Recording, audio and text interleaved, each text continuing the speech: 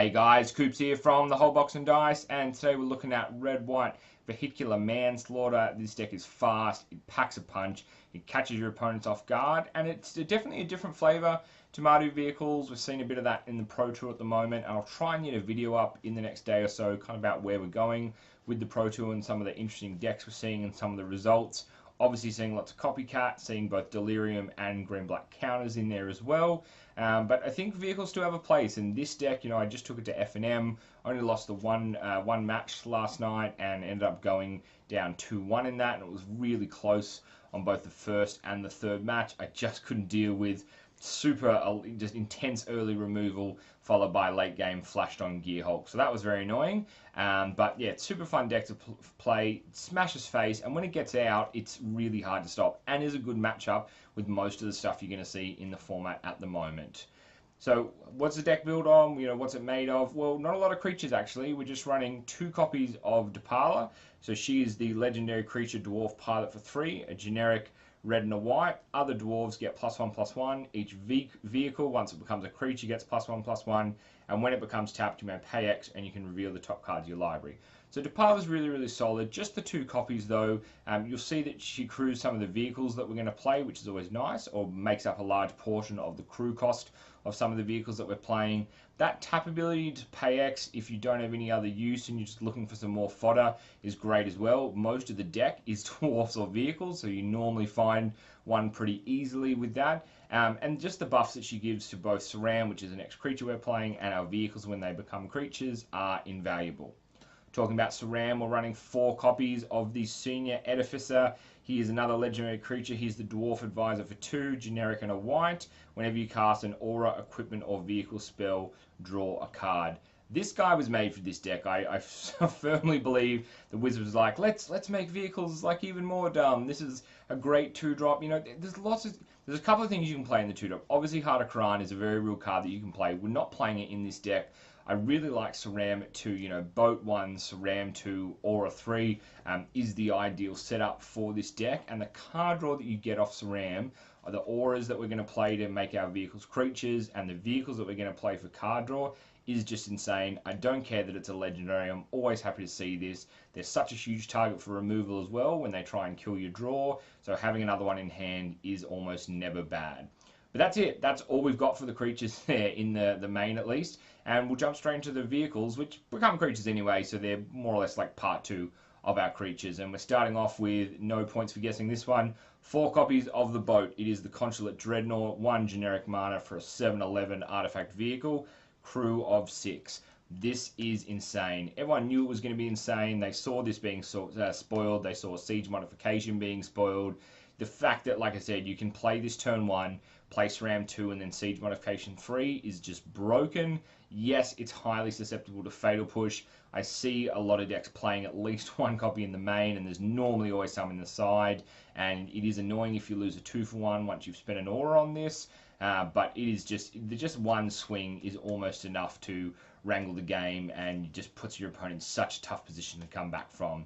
But we can't just play all boats, otherwise I'd play 15 probably copies of it. Next up, we've got 2 copies of Aetherspher Harvester. Harvester's a really interesting card. The lifelink is definitely not bad. I like that it's out of Fatal Push range, unrevolted, which is always good.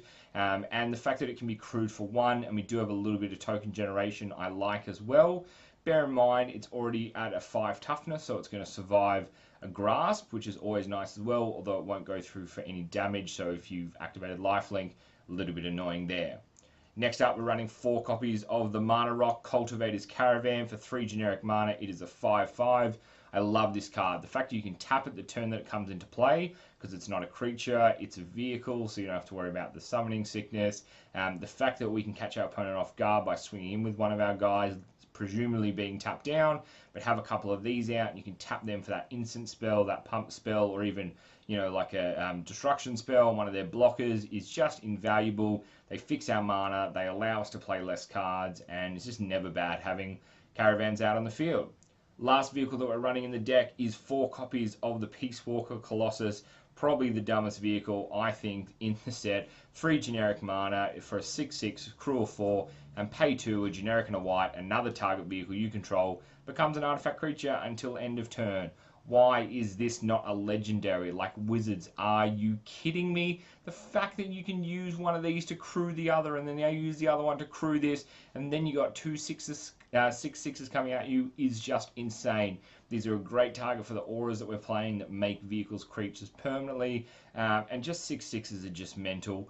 Also, when you have a Depala out, for example, and one of our tokens, that's you can pay the crew cost of 4, but the fact for just 2 mana, you can animate the boat if you haven't got one of the auras out is just absolutely insane, and we will run 4 copies of Peacealker Colossus all day, every day.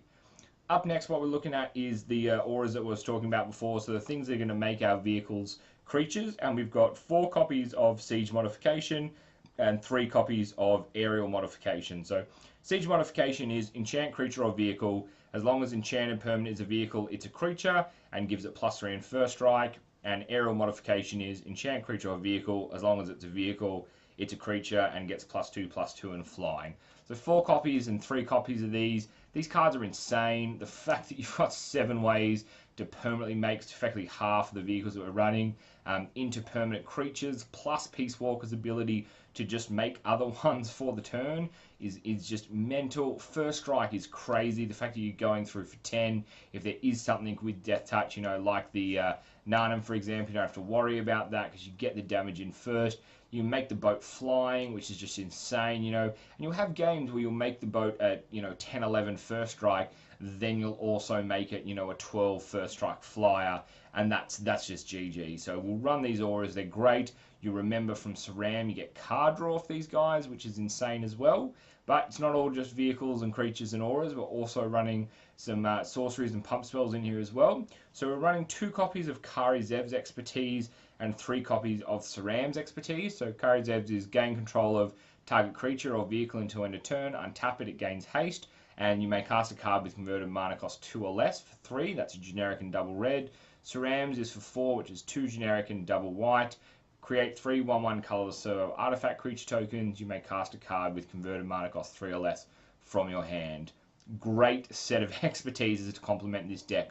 I wish Kari Zevs said take creature or vehicle, and the vehicle becomes a creature for turn, but then you could potentially take their boat, and that would just be unfair. But you verse like the green black counters deck, and you see the 8/8 Gearhulks come out on turn 4, and after they've tapped Rishkar down and whatever else they've got on a mana sink, and you just go grab their big 8/8 trample and just smack them straight back in the face. This card is insane. To being able to take a creature, you will side this out against control game 2 unless you think they're going to side creatures in.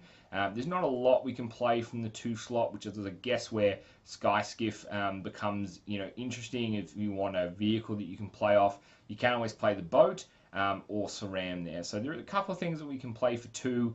We do have some cheaper spells, but obviously we're not going to be playing them at the time we're casting this. And the fact that you can just clear something off your opponent and swing in is just dumb. So really like this suite here. And then obviously Sram's expertise creates 3 1/1s. That'll crew the Harvester. That and Depala will crew a Peace Walker, which is great. Also acts as blockers as well. You're going to swing in with your vehicles a lot of the time. Doesn't leave you with too much up for defense, as long as you don't have to worry about a big trample body. It's nice to use these as chump blockers.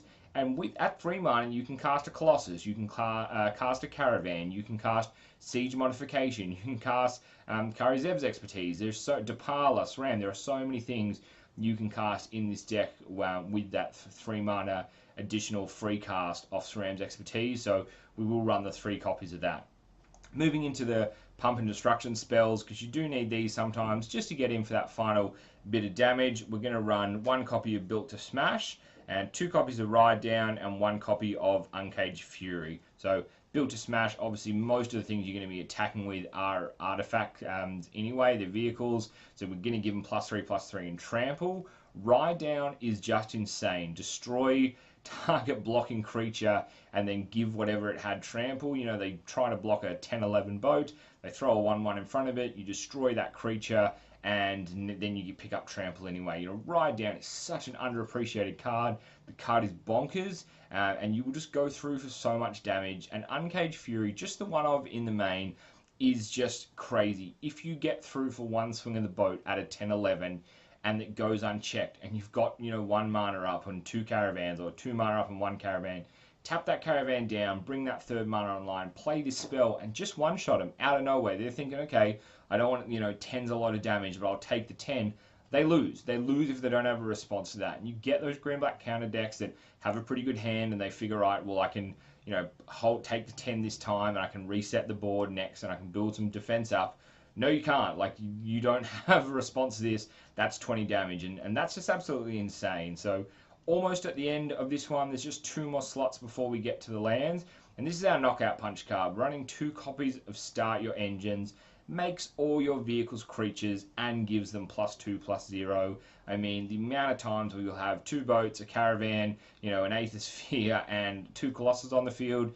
You play Start Your Engines, and then it's just GG. Even if you don't have any of the trample spells online, normally you're just going in with so much damage. It wipes your opponent's board anyway, if they even survive, and it just hella damage this goes through. You know, this deck is just, it's fast. I've said it before, it does so much damage to the face, and I've just loved playing with it so very much. Land base is pretty simple for this one. We're going to run 4 copies of the Spire of Industry, 4 copies of Inspiring Vantage, and then it's just basics. We don't want to run Needle Spires. They come in tapped, and we do have options on turn 1, obviously being the boat. So I don't like the idea of having the tap land, even though you can create something that can crew a vehicle or obviously just block in response. Most of the time our mana's tapped down anyway, and certainly not enough to activate Needle Spire, so I'll avoid that in the deck. I think this is, you know, 22 is the right number of lands for it, because we're not too heavy, and we get great draw from Sram there. So land's pretty simple. But what does the sideboard look like? And there's a couple of like sneaky additions in the sideboard, and this is what we run in there. So we run 3 copies of the Hope of Ghirapur in here. Obviously, this card, another 1-drop, which is great, a vehicle for Sram for draw. But if you can get this through, you sack it, and they can't cast, you know, can't cast non-creature spells next turn. It means they can't stop, you know, Siege Modifications going down.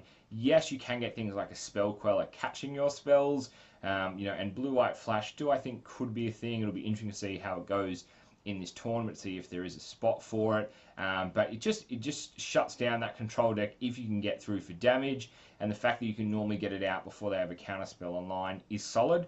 So run 3 copies of that. This is where it gets a little bit sneaky here. We're actually going to run 3 copies of Fatal Push, 2 copies of Dispel, and 2 copies of Turn Aside. Now, I know I just showed you the lands, and these were all red and white. So we do have the Spire of Industries. We've got plenty of artifacts. These are all just 1 color spells. We can tap the Spire down, especially in game 2, if you feel like you need to deal with something, you know, some of the early game creatures just while you set your board up. Even though you do go fast, it never hurts to be able to get rid of some stuff. Revolt's not too hard in this deck either, because all your stuff is heavily targeted for removal, especially if you're versing that deck. And Dispels and Turn Aside is sometimes just enough to get through. You know, the fact that you'll have them, they'll play a counter spell, and they'll only have the mana for just the 1, and it comes out of nowhere. You know, the control deck is not expecting you game 2 to side in these cards. If you do take game 1, definitely recommend doing so. Most of the time, they're not going to change their deck too aggressively if they've handled you, and if you can just land one of these, you know, Siege Modification or Aerial Modifications on one of your creatures, or save it from a Grasp or a Murder or a, you know, Fatal Push with Turn Aside, that can be GG. So it's a real sneaky sideboard option in there for you. Now, rest of it is really just filling out the instance that we spoke about before. If you are in a bit of a grindier match, you're going to draw the vehicles anyway, so you can potentially look at siding a couple of those play sets out, sometimes even a Siege Modification as well. Pick a couple of those instants back in the deck there as well, just because you want to either hit that ride down or get trampled with the Built to Smash, or even another copy of Uncaged Fury there. So sideboard's pretty flexible. You don't have to run the blue and the black in there, but I think it's a really sneaky way, great way to steal a game 2 off your opponent, or even if it's just gone 1-1 and they feel like they've got your number, you can come back really hard with quite a sneaky play there. So that's what the deck looks like, guys. Like I said, I took it down to F&M. I did really well with it, just not so good against that hardcore blue-black kill the crap out of everything deck, but I've got confidence in this. I'm looking forward to keep playing it, And I'm looking forward to coming back to you guys shortly with what's going on in the Pro Tour. So if you like the video, hit the thumbs up button, subscribe. If you play this deck or you take it down